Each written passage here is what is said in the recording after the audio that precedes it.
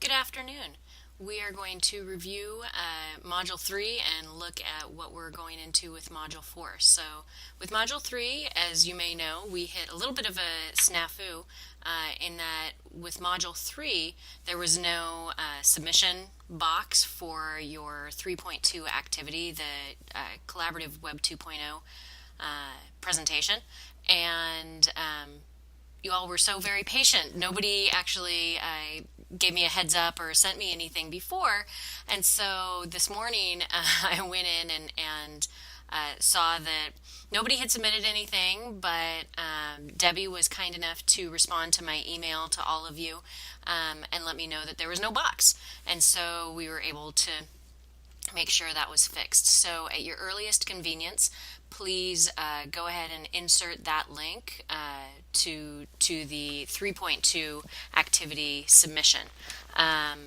You need to not share it with me explicitly or with my email address. You need to make all of your activities public. Every activity needs to be public. They're all going in your portfolio, and they need to be accessed by more than just myself. And so make that public. The second that you make that presentation public, you will be given a link. If you need a tutorial on how to do that, by all means, shoot me a message through Canvas and say, hey, can I have some help?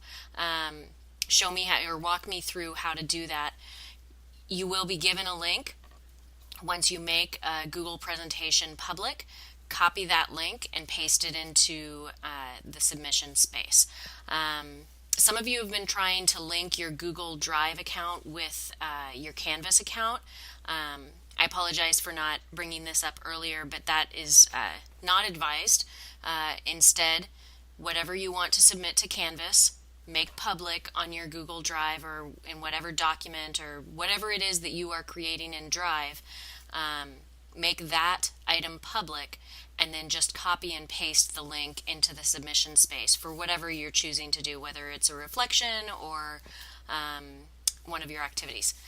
So hopefully we can easily work through that bump. I know that a couple of you have already submitted.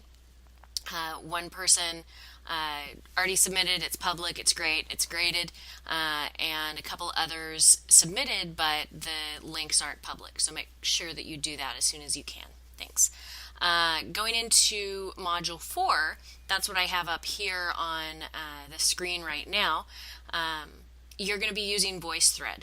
So you need to actually click on the discussion forum itself, and that will open up a new tab for you for the VoiceThread. And following the instructions and working through these particular slides, you're going to click to the right, read the instructions for the discussion, and as you go through, respond. What role does the teacher play in creating a sense of community? You can click on comment and choose to record your voice recording. You can type your response, or you can use the video camera and use your webcam to make a comment.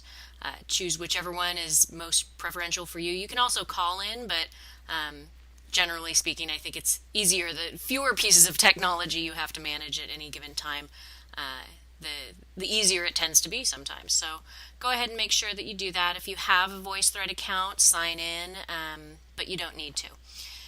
If you hit any snafus, feel free to reach out to me or anyone else. Debbie already posted in here that she posted her responses on VoiceThread, and is there a separate link to turn in the assignment?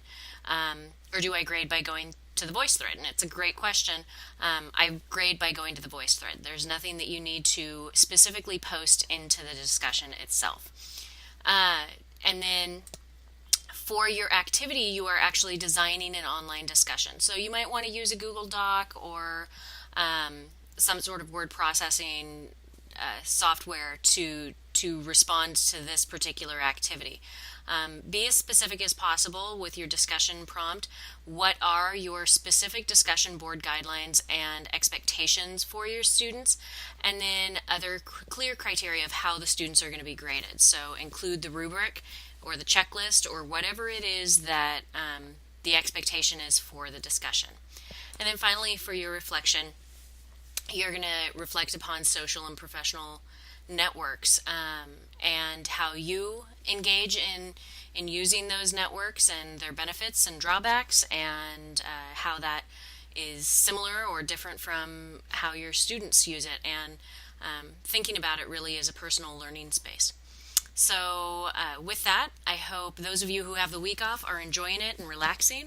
And those of you that have just a couple days off, I hope you enjoyed your President's Day weekend. And with that, hope you have a great, restful rest of your week, and talk to you soon.